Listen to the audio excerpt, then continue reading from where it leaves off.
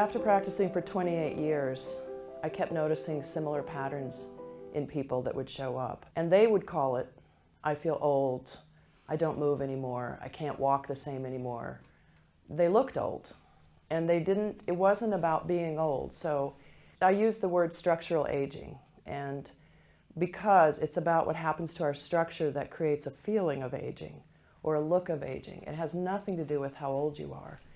So it could be a 15-year-old who, if they keep a particular way of moving through the foot, starts a whole consequence and domino effect of how the structure will break down.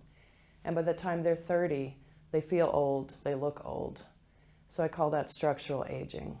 You know, we all see people at 80 who are out water skiing or biking, and others who are humped over with their walkers. And I have always been curious of what creates the difference in a person.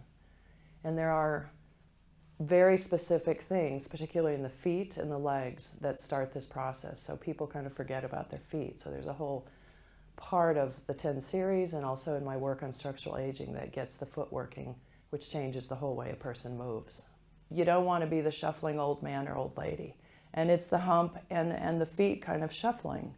So they no longer have this kind of beautiful contralateral fluidity through their body. And that begins with the foot being held at the ankle, not getting through a toe hinge, losing a juicy paw.